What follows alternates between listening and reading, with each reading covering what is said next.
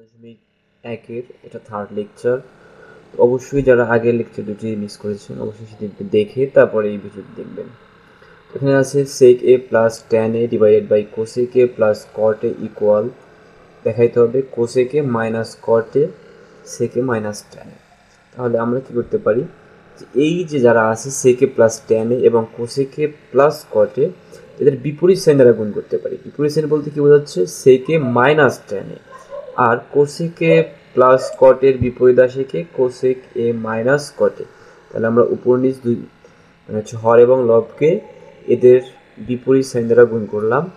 এবারে আমরা হচ্ছে sec a plus tan a sec a minus tan a, অর্থাৎ sec a কে যদি a ধরি এবং tan a কে b, সেক্ষেত্রে আমরা কি বলতে পারতেছি, এটা a এটা হচ্ছে b।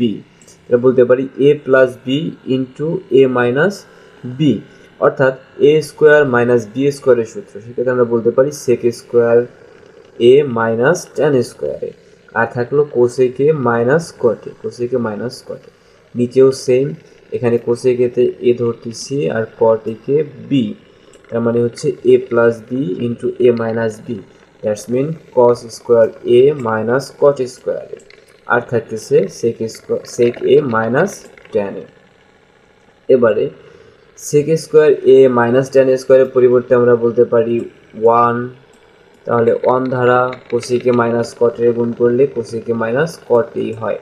আবার সেম আমরা জানি কি cosec square a minus cot square a সমান 1, সেক্ষেত্রে 1 দিয়ে sec a minus tan a কে গুণ করলে থাকতেছে sec a minus tan a। আমাদেরকে এটাই দেখাইতে বলছিল, এটা হচ্ছে রাইট হ্যান্ড সাইড।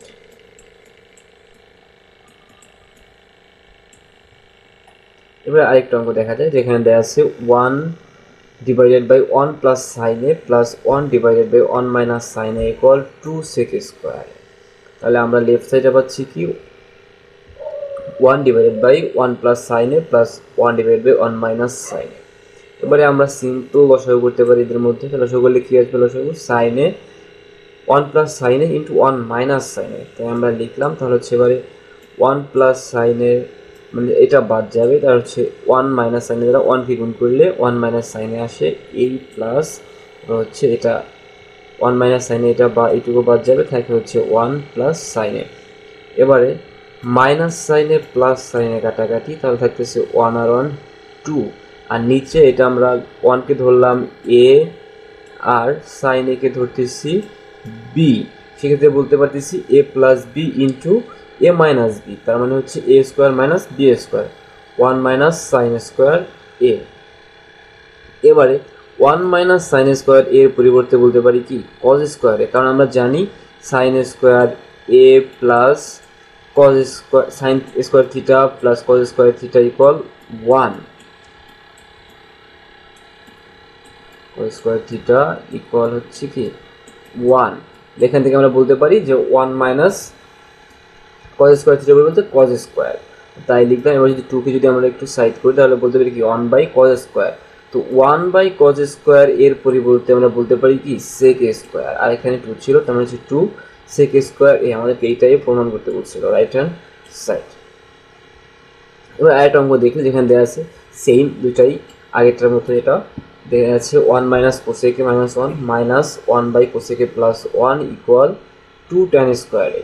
তাহলে আমরা পাচ্ছি আগের বারের মধ্যে লসাগু করলে কি পাচ্ছি cosec a minus 1 cosec a plus 1, তাহলে উপরে থাকতেছে এখানে plus cosec a minus cosec a কাটা, তাহলে থাকতেছে কি উপরে 2 নিচে cosec স্কোয়ার এ, তার মানে হচ্ছে আমরা cosec a কে ধরলাম a আর 1 কে ধরতেছি b, সেক্ষেত্রে আমরা বলতে পারি কি যে cosec স্কোয়ার a মাইনাস 1। এবার আমরা 2 কে হচ্ছে এই cosec স্কোয়ার a মাইনাস 1 এর পরিবর্তে আমরা বলতে পারি কি সমান বলতে পারি cot, যে বলতে পারি কি cot স্কোয়ার a।